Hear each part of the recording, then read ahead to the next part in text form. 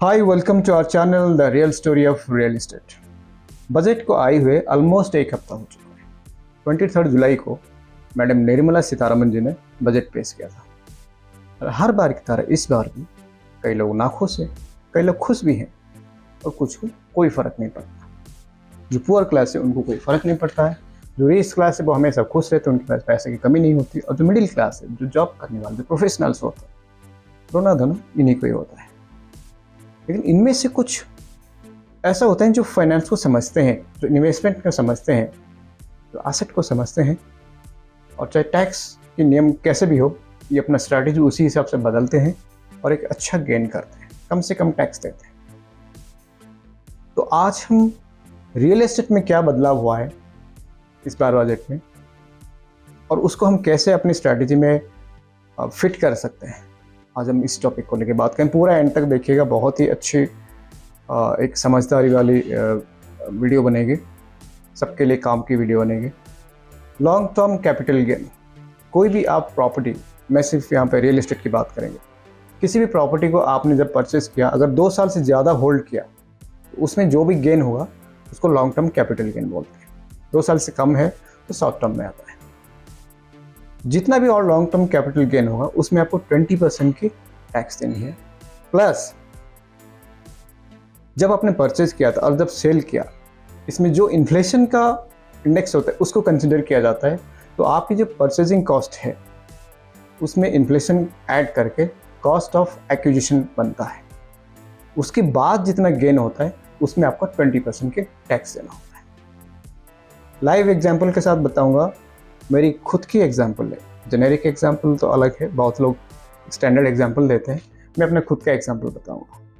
2021 इसी टाइम पे जुलाई अगस्त के महीने में मैंने एक प्रॉपर्टी परचेज किया था 52 लाख, और 2024 हो चुका है, ऑलमोस्ट 3 साल हो गया है।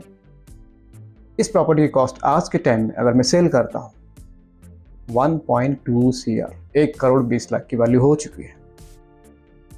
तो इस बजट से पहले के हिसाब से मुझे कितना टैक्स देना पड़ता है और बजट के बाद कितना देना पड़ेगा, इसको आज कैलकुलेट करते हैं। लाइव एग्जांपल है, मेरा खुद का है। दोस्तों 2021 में 52 लाख के था, और 2021 में जो इन्फ्लेशन इंडेक्स है, ये index value income tax department हर साल उसी का वैल्यू होती है 317, और 2024 में प्रॉपर्टी की कॉस्ट है 1 करोड़ 20 लाख और इंडेक्स वैल्यू है 363। तो मेरी जो परचेजिंग कॉस्ट है वो 52 लाख है, लेकिन मेरी जो कॉस्ट ऑफ एक्विजिशन बनेगा वो बनेगा 60 लाख।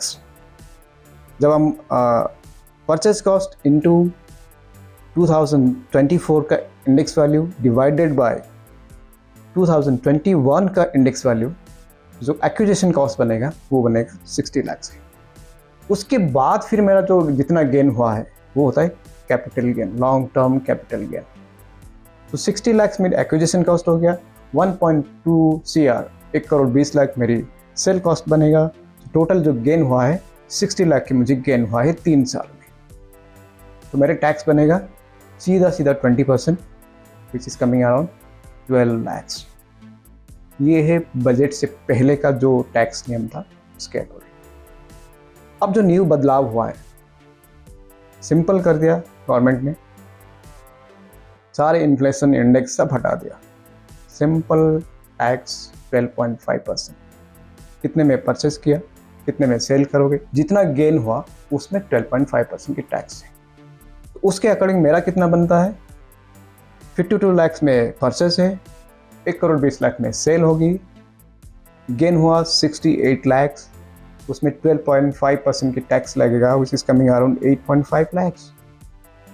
सो मुझे फ़ायदा हुआ 3.5 लाख।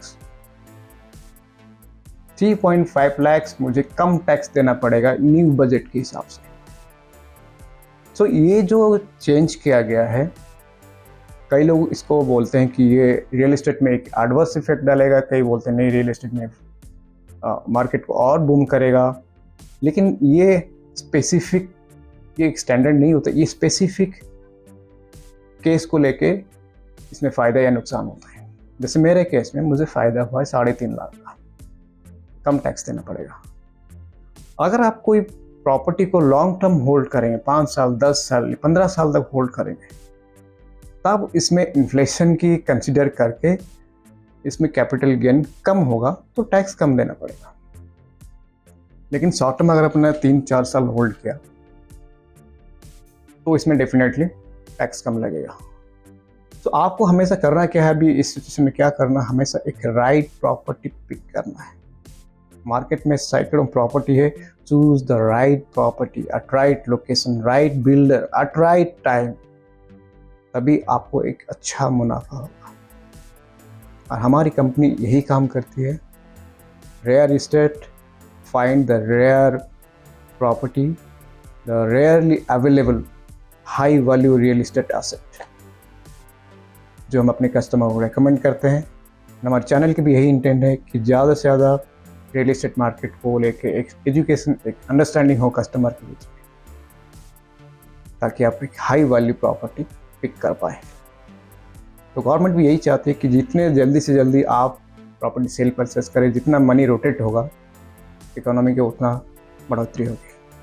तो दोस्तों, यही था मेरा राय रियल इस्टेट में, जो बजट में रियल इस्टेट को लेकर बदलाव किया गया है। ये स्पेसिफिक होता है, इसमें एक स्टैंडर्ड नहीं होता है। तो कोशिश करें आप ऐसा प्रॉपर्टी पिक करें जो कम समय में आपको ज़्यादा रिटर्न दे।